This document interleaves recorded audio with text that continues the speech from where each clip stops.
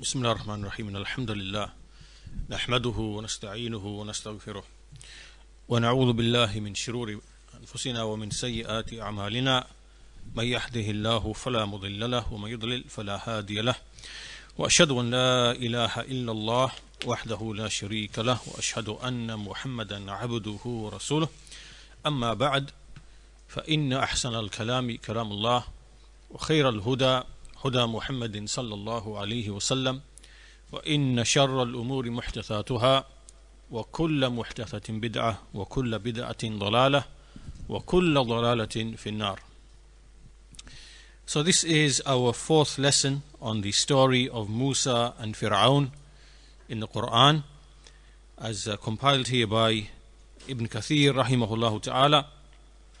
So in the previous lesson, in the third lesson, we came to the point in the story where Moosa and Harun alayhim as-salam, they come to Firawn and they begin the dialogue with Firawn in terms of admonishing him gently and advising him and reminding him.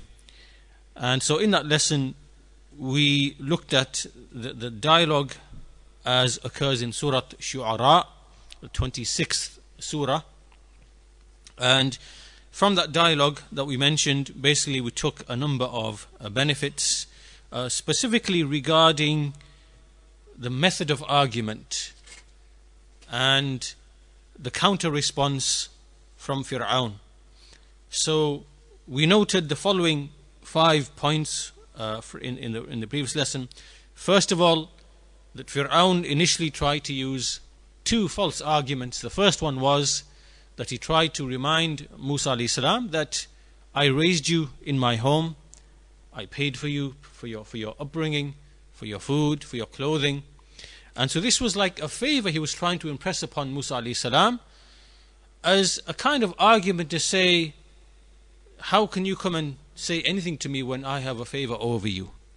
And so this is a false argument, because just because someone has a favor over you does not mean that you cannot speak the truth and that you cannot bring the truth.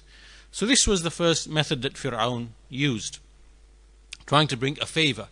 The second thing that he said was that he tried to bring up something from the past of Moosa alayhi salam, which is the killing of that man. And he tried to say, well, you committed a crime and you violated the laws of our society and you killed a man. And so again, Moosa alayhi salam responded and he said, well, I was someone who was min al-dhalin. I was one without knowledge, without revelation, without guidance in that situation. So how can you use that against me? So again, to bring up someone's past, something that they did, this again is not a valid argument against what Moosa alayhi salam was calling him to, which is the tawheed of Allah Azza wa Jal, to worship Him alone and to be humble and to cease his oppression and to release the Bani Israel. And also Moosa alayhi salam, he said that just because you done a favor over me, does that now justify that you can oppress Bani Israel? Is this your argument? That because I gave you a favor, did you a favor, that favor now justifies this tremendous oppression? Of course it doesn't. So this was the argument that Moosa alayhi salam responded back to him with. Then the dialogue starts, the actual argumentation, and we said there were three there were three stages. First of all, Firawn said, what is the Lord of the worlds? And so first of all, Moosa alayhi salam, he said he's the Lord of the heavens and the earth and whatever is in between them. So this is now argument from Rububiyyah. So in response to this, Firawn, he turned to those people around him and said, are you not listening to what he's saying? Are you listening? This is a kind of mockery and derision. He's trying to belittle him and trying to jibe at him. And it's not really an argument, it's not a counter-argument against the argument for Allah's rububiyyah. Allah is the creator of everything. Allah is the Lord of everything. So here, this is a general type of argument that the heavens and the earth, whatever is in between them, of the sun, the moon, the stars, the planets, the wind, the rain, the clouds, and everything in between, the men, the jinn, everything in between, that Allah is the Lord, the Rabb of all of that. And the evidence for that is just by mushahada, just by looking. Right? The evidence is just by looking. So in response to this, Firawn did not have any rational response. He just turned to his people and said, look, have you heard what this man is saying? Trying to basically belittle him. Then Moosa alayhi salam, he then went to the next level and he said, he is your Lord and the Lord of your very first forefathers. So now the argument is that he's the Lord of you as an individual, as in you as a creation. He created you, he created your forefathers. And so this now is alluding to the fact, the issue of, reproduction and how a human is born after not existing at all. And so all of that related to human creation, human reproduction, and the fact that all of this is by qadr, it is by design, by plan, and that you are just part and parcel of that, and that you have a Lord, and you are the clearest of evidences. You as a specimen, you are the empirical evidence. So he then turned around to the people and said, this messenger of yours who's been sent to you, he said he is majnoon, he is mad, he is possessed. So again, this is a false argument. It's not an argument.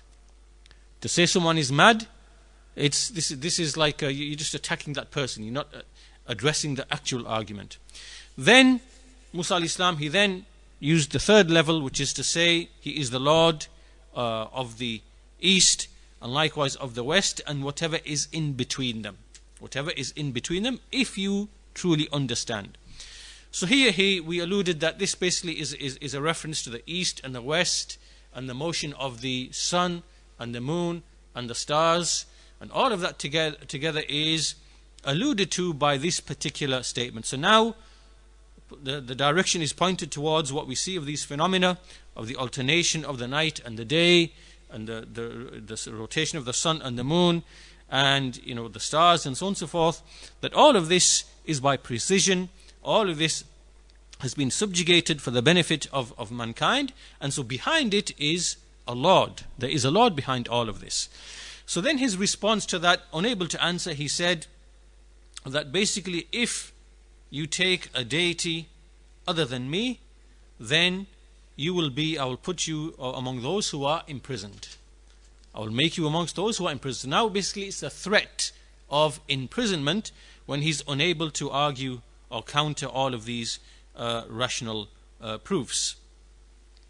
So this is where we finished in the previous lesson, and today we're going to continue. We said that there were two places in the Quran at least, but in these two places we see that the actual dialogue in terms of the evidences, that it is mentioned specifically. So the second place is in Surah Taha, the 20th Surah, and this basically starts from roughly around verse 40, 42, 43, 45 onwards. So we'll take it from that point onwards, inshallah.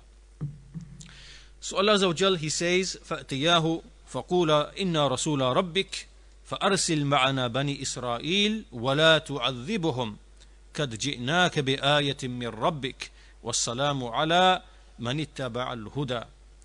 So he said, Allah Azza wa Jal said to them, go both of you to him and say to him, indeed we are messengers of your Lord. We are the messengers of your Lord. So send Bani Israel with us and do not punish them. And we have come to you with an ayah, with a sign from your Lord, and peace, safety is upon the one who follows the guidance. And then they said, Inna qad uhiya ilayna anna al-'adhab 'ala man kadhaba wa tawalla. Indeed, it has been revealed to us that the punishment will fall upon the one who belies, kadhaba wa tawalla, and who turns away. So here then the command is given to Moosa and Harun alayhi salam to go to this Firawn and to ask him to worship Allah alone and to release Bani Israel from enslavement, and that they not be punished, and that they come, both of them, that they have with them an ayah. They have come with an ayah that they are going to show him in due course. And then they said that safety and peace, if this is what you want, if you want this, safety from punishment is upon the one who follows the guidance.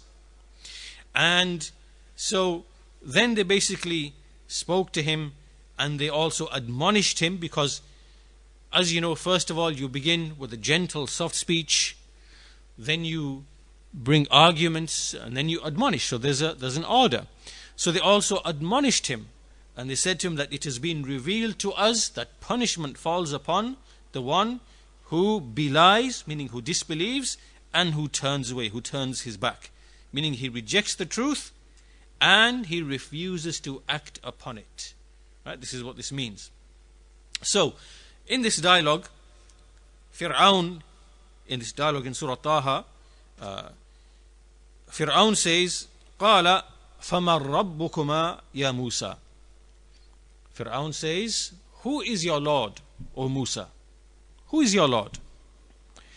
And Moosa alayhi salam, he says, قَالَ رَبُّنَا الَّذِي أَعْطَى كُلَّ شَيْءٍ خَلْقَهُ ثُمَّ هَدَى. Our Lord is the one who gave everything its creation or its form, and then he guided it. Let me just read the whole passage and we'll come back to it piece by piece, inshallah. So then Fir'aun's response is, قَالَ فَمَا بَالُ الْقُرُونِ الْأُولَى. So he said, tell me then about all of these generations that have come before. So what is their situation then? What he means here is that all of the generations that came before, whatever religion they were upon, whatever they worshipped, what about them then? What were they upon then, in relation to what you are calling me to? And what does it mean in terms of, what will happen to them? What's their situation then? How come you're calling me to this, and they were upon whatever they were upon of worshipping, whatever they were worshipping? So this was basically his response. So Moosa alayhi salam, he says, قَالَ عِلْمُهَا عِنْدَ رَبِّي. He says, the knowledge of that is with my Lord, fi kitab, in a book. لَا يَضِلُّ رَبِّي وَلَا يَنْسَى. My Lord does not err, nor does he forget. And then after this, Moosa alayhi salam then goes on to mention the arguments, the evidences for Allah's rububiyyah. So now he draws the attention of Firawn again to the phenomena, to the things which we physically see, that we know, which are real and true, which we experience. And this is the nature of the evidence of the prophets and messengers. They don't bring abstract, philosophical, long-winded proofs that most people are not even going to understand. Right? They bring clear empirical evidence which everybody sees, feels, experiences, and which no one can deny. So then he directs him to, he says, this is the Lord who does not forget, who does not err, who does not forget. الذي جعل لكم الأرض مهدا وسلك لكم فيها سبلا وأنزل من السماء ماء فأخرجنا به أزواجا من نبات شتى. He says, the one who made for you the earth a stretched out plain, and he made therein paths for you therein, in which basically you travel and so on and so forth. And he sent down from the sky water, and we brought out from it pairs of different types of vegetation and fruit. Kulu war'au an'amakum. So eat from that yourselves, and pasture, meaning make your cattle to graze from that. Inna fi dhalika la'ayatin li'ulil nuha. Indeed, within that are signs for the people of intelligence. Minha khalaqnakum wa fiha nu'idukum wa minha nukhrijukum taratan ukhra. From it did we create you, and to it shall we return you, and from it shall we bring you out a second time, another time. So this now is alluding to the resurrection and reviving everyone after their death. So basically this is the argument then, the second dialogue that we see, and we want to expand a bit upon this dialogue. So first of all, we know that Firawn is a denier of a creator, a maker, a khaliq, a sani', and so the argument then has to be, and obviously he believes that he is the Lord and the deity among his people, and that there is no creator besides what he knows, and there is no resurrection, and so because of that he was very, very arrogant. So the argument then, that when Firawn said, فَمَا رَبُّكُمَا يَا Moosa, Who is your Lord? He said, قَالَ رَبُّنَا الَّذِي أَعْطَى كُلَّ شَيْءٍ خَلْقَهُ ثُمَّ هَدَى. He said, our Lord is the one who gave everything its khalq, which is its creation, its form, and ثُمَّ هَدَى, and then He gave it its guidance.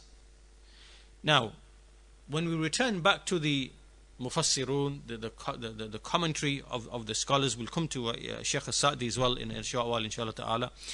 What they say here, the general explanation here is that if you look at every creature has a specific form. It has its own creation, meaning in terms of its form, its appearance, its build, its size, and so on and so forth. And then top of that, on top of the khalq, which is just the physical way it is, Allah also gave it guidance. What is that guidance? And the Mufassirun, they explain that this is basically the food. Allah inspired it as to what its food is going to be, what its abode is going to be, meaning where it's going to live, and He gave it an amount of aql. He gave it an amount of reason that allows it to fulfill all of that. So what we believe is that every creature has been given something of aql, meaning reason, something of reason, that it is able to reason. But that reason is only limited wherein it allows it to make decisions about its food, drink, habitation, and to basically ensure that and safeguard that. And so when we look at every single creature, we see that it has these things, right? It has its own form. So if we take just some examples, we have cattle, we have cows, we have sheep, we have things like that, and we have spiders, we have ants, we have wasps, we have snakes, we have fish in the sea, right? Every single one of them, we can see that it has a particular form. It has a particular form and a particular shape. And on top of that, we see, when we analyze its behavior, you see that among all these animals, there are different, if you like, thought processes, different decisions which are made. And, we see a bat works in a certain way. We see an ant works in a certain way. And so we see that this is basically the hidayah. This is the guidance which Allah Azza wa Jal has given to every single thing. So when we look at all of these things around us, they are all empirical evidence for their Creator and their Lord, right? Let's stay upon this for a bit more and expand upon it in a bit more detail. If you look in the Quran, you see that Allah Azza wa Jal, we see always the mention of the word Rabb. فَمَنْ رَبُّكُمَا يَا مُوسَى. And then they say, رَبُّنَا الَّذِي أَعْطَى كُلَّ شَيْءٍ خَلْقَهُ ثُمَّ هَدَى. Right? And then if you look in all the other ayat, you see the Rabb is used. And the word Rabb, as you know, as the scholars explain, it means السيادة, الخلق, الملك, التدبير. Right? Al-Khalq, it means it means the Rabb is the one who creates. Al-Mulk, it means the one who owns. He is the Malik, the Khaliq, the Malik. And He is the Mudabbir. He is the one who basically controls and regulates everything. So within this creation, everything operates according to a law or to laws, all of which work together.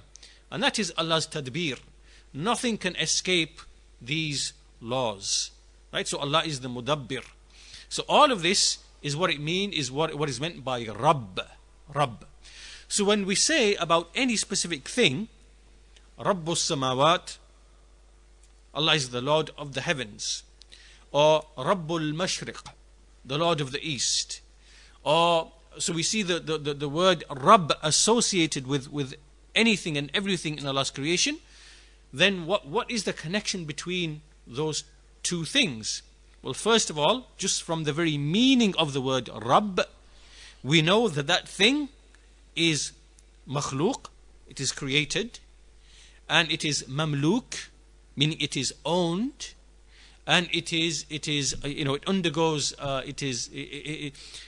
it is controlled or regulated in a certain way, meaning it can't break and go outside of whatever Allah has decreed for it, right? Me and you, we're not able to fly. We're not able to fly. Right? We can never ever fly, right? So there's something within Allah's control and regulation of His creatures that doesn't allow me and you to fly.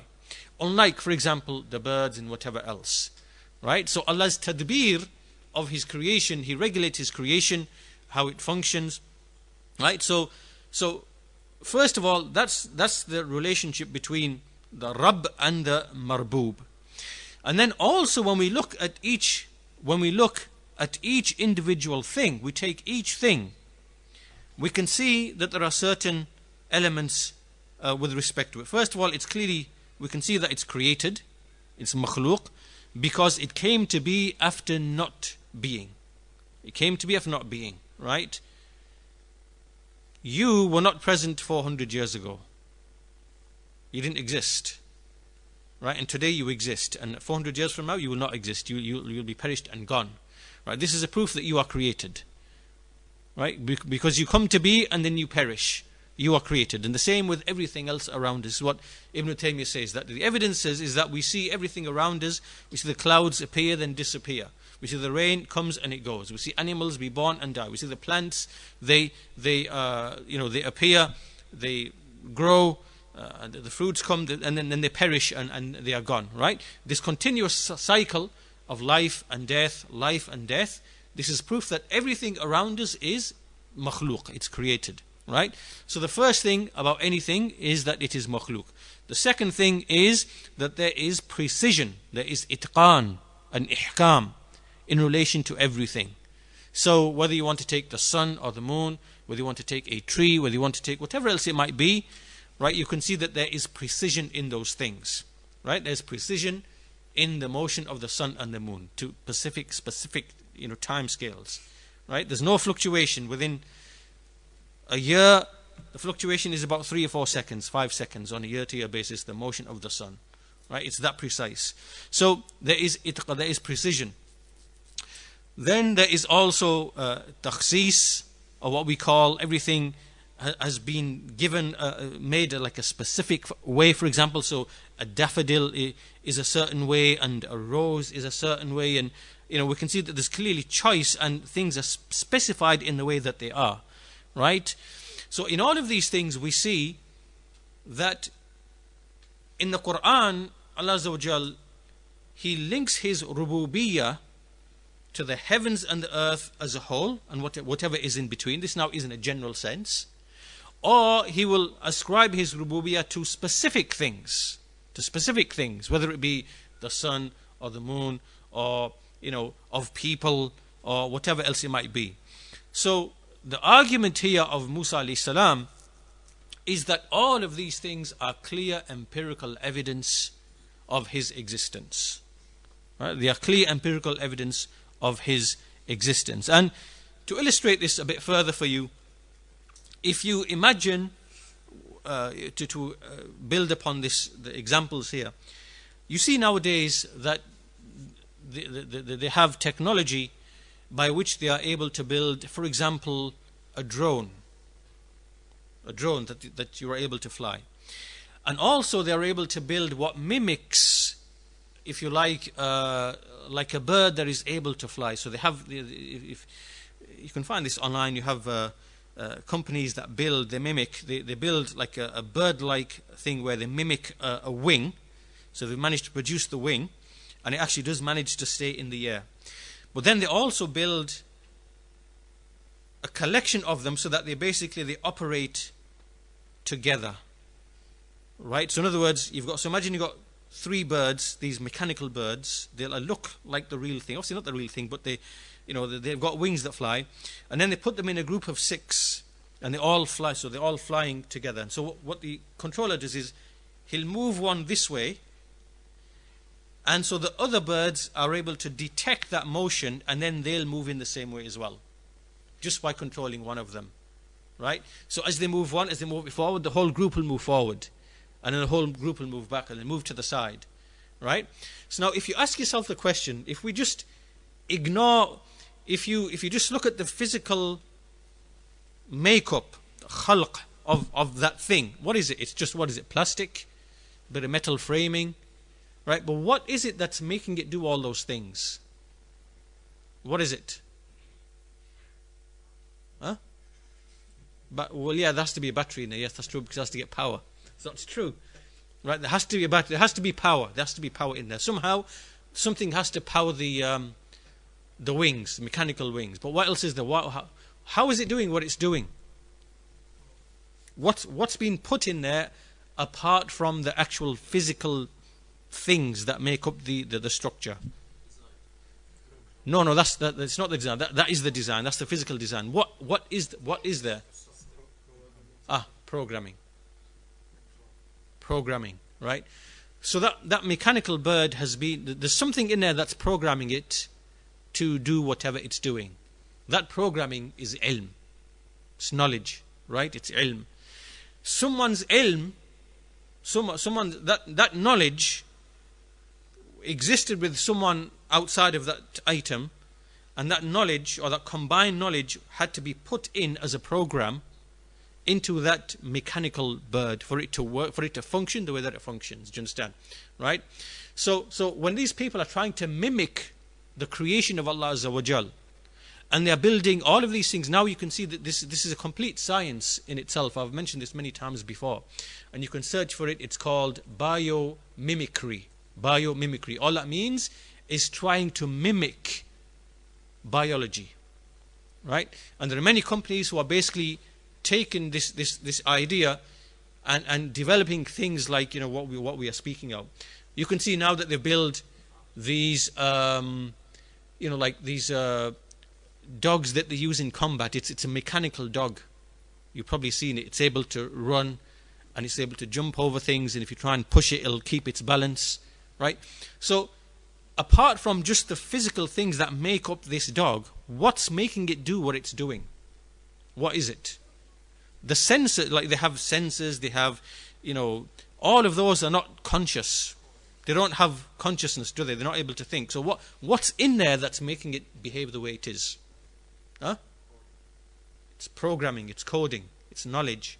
Something has been put in there which originates from knowledge in someone else, which is why it's behaving and doing what it is doing, right?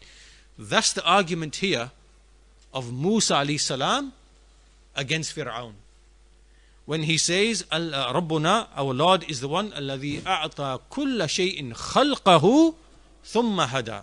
Then he gave it its guidance, right? And then the same evidence, the same proof, the same evidence we find in Surah Al-A'la. سبح اسم ربك الأعلى. Glorified be your Lord, the Most High. الذي خلق فسوى. The one who created and he shaped and he fashioned. وَالَّذِي قَدَّرَ فَهَدَى. And the one who then made taqdeer and then gave guidance. This is the same thing, right? This is the meaning of qadar, taqdeer, qadar. It means to estimate, to measure. The scholars, they give an example. They say that when you have a tailor, and the tailor is going to make a garment, he measures the garment, and then he cuts the garment. All of this is taqdeer, right? This is estimation, measuring, and whatever else. So when you look at these people who are making these devices where they are mimicking nature, right? They are building like these mechanical birds, they are building drones, they are building these combat machines which are basically like dogs. They're able to jump over things and what they're doing. First of all, they are making taqdeer. They are determining all of the individual the makeup of this thing. They are measuring, they are doing the mathematics, they are doing the physics. All of this is taqdeer, right? And then they are making the khalq. They are physically putting the thing together. This is khalq, but for the creation, it's not khalq as it is for Allah Azza wa Jal, right? For the creation, it is we are just taking things which already exist and we are changing them, and we are, putting them together. This is what creation is for us. This is different to Allah Azza wa Jal, because He creates, from nothing, and He is the creator of matter, and so on and so forth. But we are just taking the matter anyway. So then this is the khalq. Then so this is the khalq and the taswiyah, the forming and the shaping, and then they give it its guidance. What is this guidance? It is the coding, it is the programming that they're putting in there. This is what is the guidance. If you take that programming out, what do you have? Just a piece of trash. It's metal, plastic, glass. That's all it is. There's nothing else. It's useless. Put the program back in, and now it's fully functional and does what it's supposed to do. Right? Do you understand that? So if you think about it like this, what is it that's in a spider that makes it do what it does, and what is it in an ant that makes it do what it does, and what is in a dog that makes it do what it does, and what's in a snake or an elephant that makes it do what it does? Right? If you take out whatever that thing is, all you're left with is just flesh and bones and nothing else. You can't do nothing. So what is that thing? What is that thing? It's the guidance that Allah put into it. It's the hidayah. It's the guidance. If you want to call it programming, coding. Just in the same way as with all these things that these people are making, if you took out that, the little hard drive and the firmware and whatever else, and you took it out, you took all of the code out, what do you have? You just have a piece of trash. You just have metal and nothing else. That's all there is. Right? So this now is clear evidence that there is a Lord for all of these things. There is a Lord for all of these things. The ant has a Lord, right? The snake has a Lord. The elephant has a Lord. And we have a Lord. We have a Lord, right? So this now is the argument of Moosa alayhi salam to Firawn. And Firawn, obviously now the argument is clearly established. There is no counter argument against this. And the argument is clear that behind all of these things there is ilm, there is knowledge. Just like if we stick to the example of men who create things like these drones and devices, we know that they only created those things with knowledge, will, power and wisdom. Right? Knowledge, power, will and wisdom. This is how you created what you created. In the same way, in Allah's creation, what He creates, which is much superior, because Allah's creation, He's created it so that it can reproduce. Your drones can't reproduce, can't give birth to a baby drone. Right? You can't give birth to a new mechanical bird. You can't do that. So this creation is deficient. So you can't mimic Allah's creation. But in trying to mimic Allah's creation, you can see that you are using knowledge, you are using will, you are using choice, you are using power, you are using the wisdom. You have wisdom because obviously you intend certain things behind the creation of these devices. So all of this is a proof that in Allah's creation, that what we see, what appears straight away to us is there is knowledge behind this, there is wisdom behind this, there is choice behind this, there is intent behind this, there is qudra, there is power behind this. So now the evidence is undeniable that you, Firawn, that you have a Lord. You have a Lord. So now what is the response of Firawn to this argument now? So you have to understand what Moosa alayhi salam is saying to Firawn. He's saying that this is clear evidence that you have a Lord, and it is binding upon you to worship Him alone. You have to. The evidence for Tawheed has now been established upon you. So now Firawn's response is to say, قَالَ فَمَا بَالُ الْقُرُونِ الْأُولَى. He says, because Firawn understands what he's being requested. He's been requested to worship Allah alone because the evidence has been clearly established against you.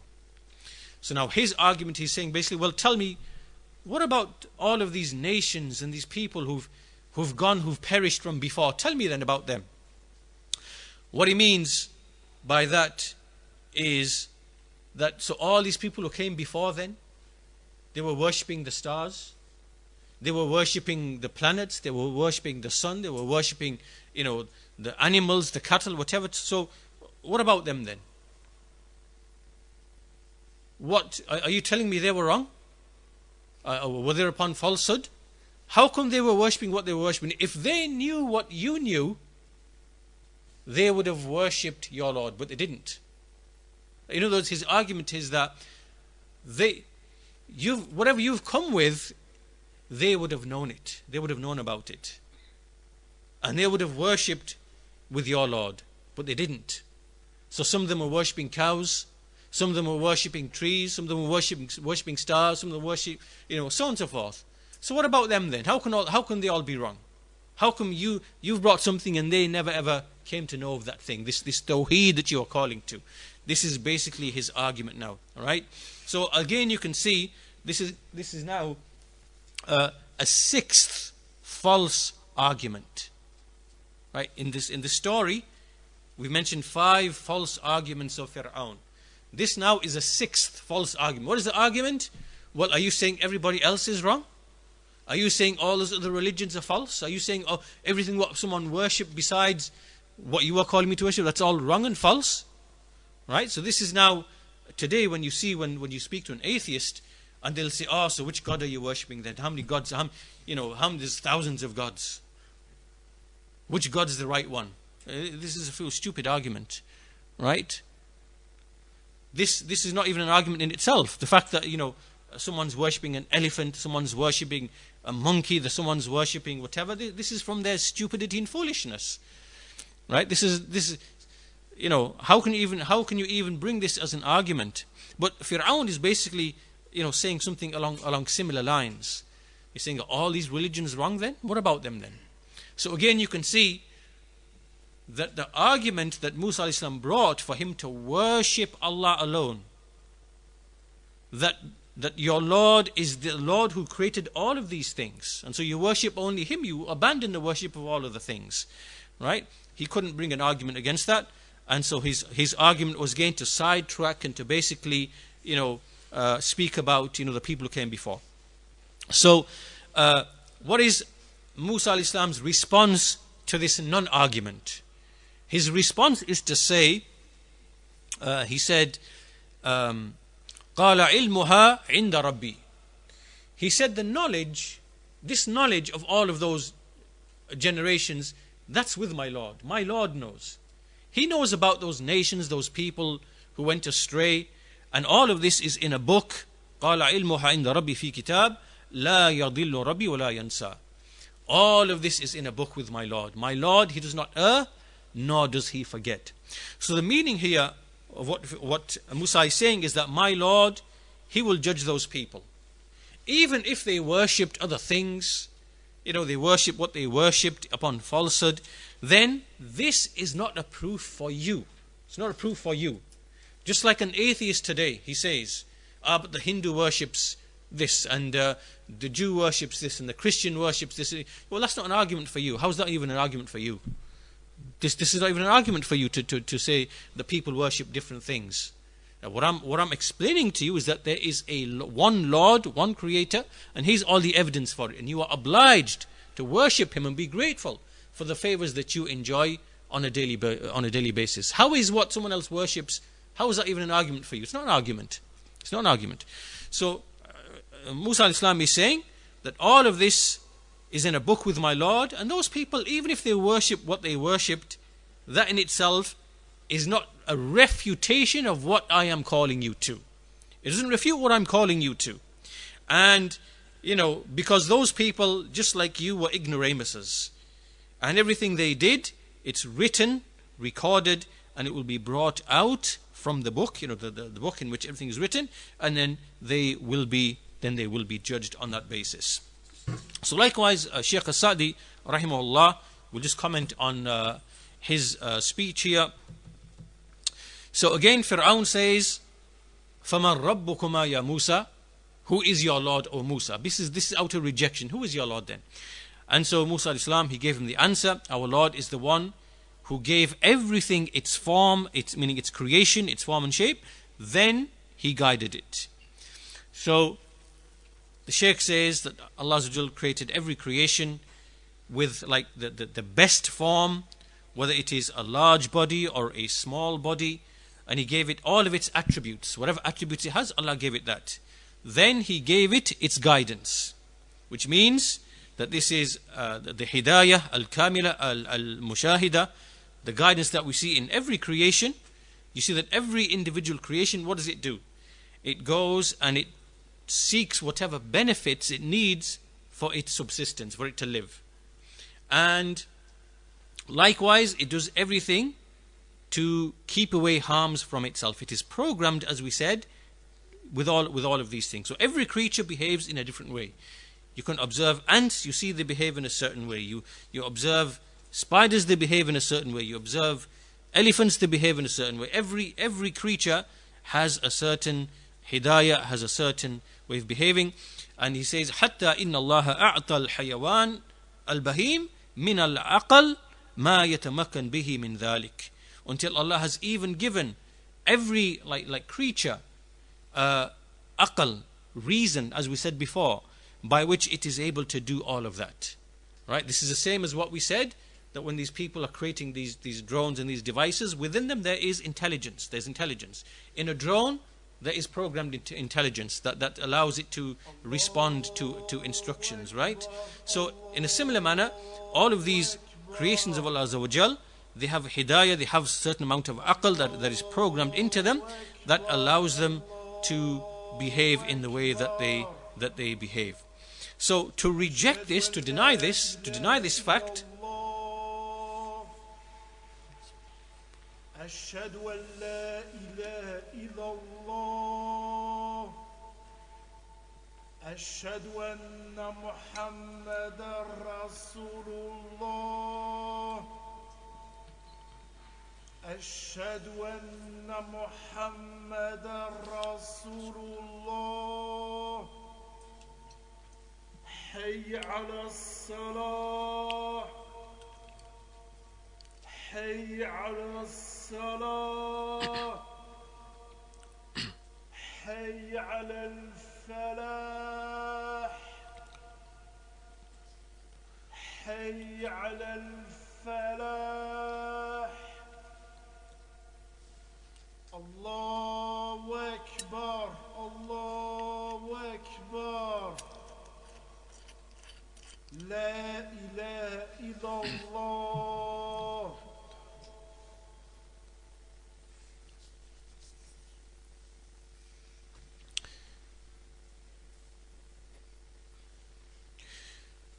So again, this is something that is undeniable, that everything that we see, it has its form, it has its creation, suited to it, to its habitat, and it has a certain guidance, the hidayah, which consists of aql,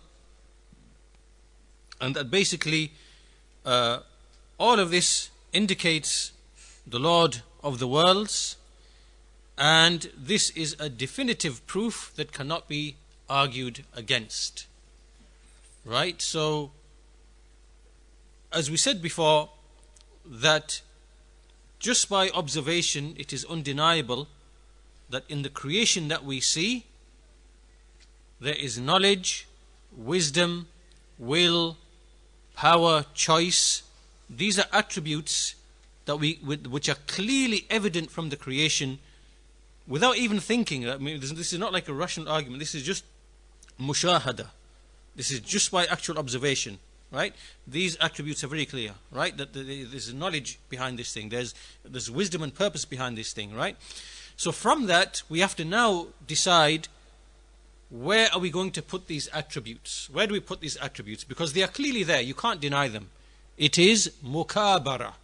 It is pure arrogance to deny that this is the case. Meaning that there is, that there is some intentionality behind this creation. Now, where do we put these things? We only have two choices. We either say they belong to a creator who is outside of the heavens and the earth and who is the creator of everything. Right? Because attributes have to be in something or someone, right? This is the first choice, and this is what every sound, sane, intelligent person will say, right? Or the other choice, you've got no other choice. You now have to think, if you're an atheist, you have to find some way of how can I hide these attributes? Where can I put these attributes? What shall I do with these attributes? Because they are clearly evident from all of the created things that I see around me, right? Where shall I put these attributes? So the only thing that he can do is to put them back within the very thing that was created. and then use deceptive language and encrypted language, right? So this is why we keep repeating this again and again and again, so that it becomes rooted in our hearts and minds, because this is a very, very big problem of atheism, and the scholars speak about it. So as I said to you before, what an atheist is really doing is like when you say this bottle is a clear evidence of its creator and the one who made it, it shows his knowledge, it shows his wisdom, what he intended by this, it shows that he had the power to do all of this, and it shows that he has a wisdom and intended goal behind this, whatever else, right? This bottle itself, that itself is the forensic evidence, it's the empirical evidence that the one who made it is out there, right? And it shows his knowledge, will, power, wisdom, all of that is very clear from this, right? So it's natural to say yes, it has a maker, and that maker exists somewhere, and that maker has these attributes, right? He's a knowing person, he's got knowledge of labeling and things like that. He's got power, he's got wisdom, he's got choice, because obviously he chose to put this in different colors and whatever else, right? That's clear, and that reasoning is clear. You can't fault that reasoning. So now what the atheist is doing, right? Okay, let's where can we put these attributes? Well, let's just throw them back into the bottle, right? So that the knowledge that produced this bottle is actually in the bottle itself, and the wisdom that was behind producing this bottle is actually in the bottle itself, and the will and the choice is actually in the bottle itself, right? This is where it all lies. But then they have to, because obviously this is a sign of junoon, this is a sign of madness, this is a sign of majaneen, this is the kind of thing that a child would say. So to because that's obvious, then have to use deceptive encrypted language to make it appear that they are saying something else, right? And that is the trick that they are playing upon all of us and upon everyone else. Everything that we hear from them, the Big Bang and everything else, this is basically the trick that they're playing. But it's just that the example I've given you is a very simple example that exposes the reality of what they are doing, right? But when you come and you look at the complexity in Allah's creation, and you study the complexity in that, and then you start devising terms and language to describe all this complexity, it's a lot easier to hide what you are really saying using all of that complicated language, right? And that's what they are doing. So in this example, it's straightforward. You can see what a person would be doing.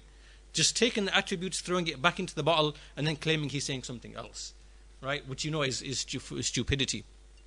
But that's what they're doing, because as we said, they're just using very complicated language in order to deny that there is a creator behind all of this.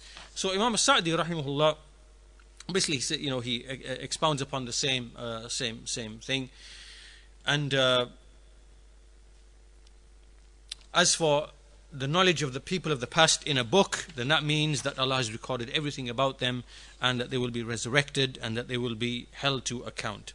So moving on from this point, once this argument was presented to Firawn, he was unable to bring a counter argument, and Moosa al-Salam told him that all those people of the past who fell into shirk, who fell into kufr, who worshipped other things besides Allah Azza wa Jal, all of their actions, Allah has recorded them, they will be resurrected, they will be held to account, and this is not an argument for you. You've got no argument in this.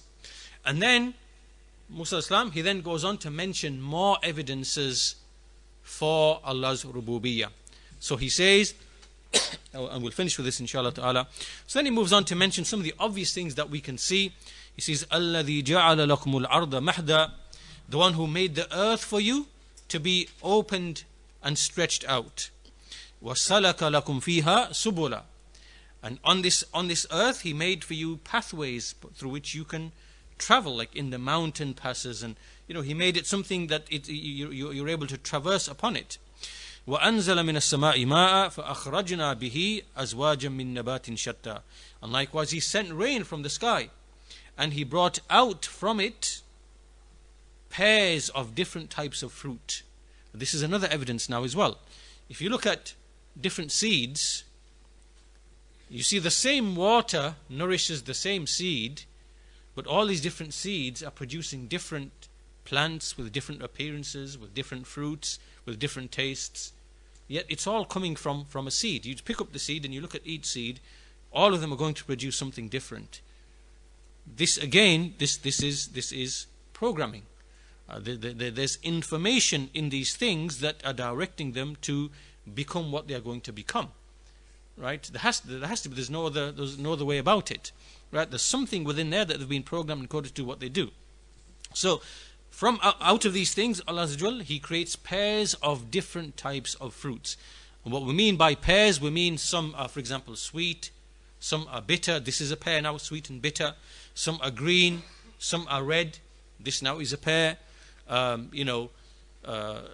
So pears in loads of different ways, loads of different angles, from their taste, from their color, from their size, whatever else, right? So Allah Azza wa Jal, He sends down the water and He brings out all these various types of fruits. This is clear evidence that there is a creator behind them, one who has choice, one who has will, one who has knowledge. This is clear evidence. And then He says, Kulu wara'u an'amakum. He says, you eat from it and feed your animals, meaning pasture your animals from it. So all of this now is food for the animals that graze upon this vegetation. Then they become food for others, for us. So all of this connection that you see, the rain and the plants and the animals and the way that we all consume and eat, and each thing is made for everything else, all of this is clear. It is a sign that this is by intent. It is by design. It's something that Allah intended for His creation. And then He says, Inna fi dhalika la ayatil li ulil nuha. Indeed, in all of this is clear evidence for the people of intelligence. And from it did we create you, and to it shall we return you, and from it shall we return you again. This now is the resurrection. So He's now admonishing Firawn with the resurrection. That just like it was easy for us to create you the first time, then we will return you again. So He's alluding to this, as we see in other ayat in the Quran, kama bada'akum ta'udun. Just as He originated the first time your creation, then like you will return back in the same way. And likewise, وَهُوَ الَّذِي يَبْدَأُ الْخَلْقَ ثُمَّ يُعِيدُهُ. He is the one who initiates the process of creation, and He is the one who will repeat it again. وَهُوَ أَحْوَنُ عَلَيْهِ. And that is even easier for Him. Right? To resurrect you is easier for Him than to create you the first time. So all of this was presented to Firawn, and as we saw in the previous passage, what was Firawn's response after all of this argumentation, after all of the proof was established? He basically said that if you choose another deity besides me, لَأَجْعَلَنَّكَ مِنَ الْمَسْجُونِينَ. I am going to imprison you. Right? So Firawn's response after he's defeated in argument, right, I'm going to put you in prison if you take another Lord besides me. This is from his arrogance. So this is now where we move to the next point in the story. We'll introduce it and we'll stop, and we'll take it up in the next lesson, inshallah ta'ala. So what is what is the response to Firawn from Moosa when he was threatened with being put into prison? He said, قَالَ أَوَلَوْ جِئْتُكَ بِشَيْءٍ مُبِينٍ. He said, what if I came to you with something as clear evidence? Right. At this point now, we've moved beyond the arguments. It's gone past that now. Right? All of the gentleness, kind words, admonition, reminding him, bringing the rational arguments, refuting the irrelevant arguments, all of this now is over and done with. Firawn has rejected all of that. He's not listening. And he's saying that if you do not take me as your Lord, I'm going to put you in prison. So now we see that it has to go above a level. And so Moosa alayhi salam says, even if I came to you with something clear. So Firawn said, قَالَ فَأْتِ بِهِ إِن كُنْتَ مِنَ الصَّادِقِينَ. Bring it then. If you are from the truthful people, bring it then, show it to me. Bring it. So then this is now where the signs that Moosa alayhi salam was shown before, this is now when he brought out those signs in front of the Firawn. So Allah He says, فَأَلْقَى عَصَاهُ فَإِذَا هِيَ ثَعْبَانٌ مُبِينٌ. So he threw down his staff, and then it became a clear, like a large serpent. وَنَزَعَ يَدَهُ فَإِذَا هِيَ بَيْضَاءٌ لِلنَّاظِرِينَ.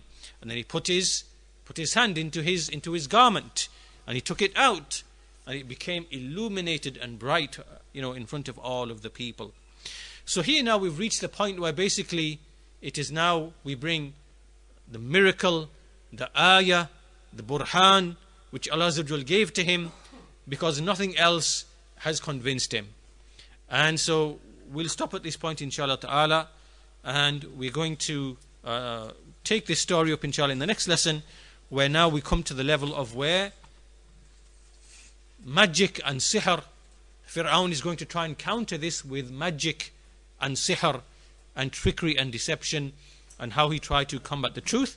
And inshallah, in that lesson we'll also try to relate what is in that story to a lot of the magic and deception that is taking place now, where they try to bewitch our eyes with false beliefs and false ideas about the creation of Allah and so on and so forth. So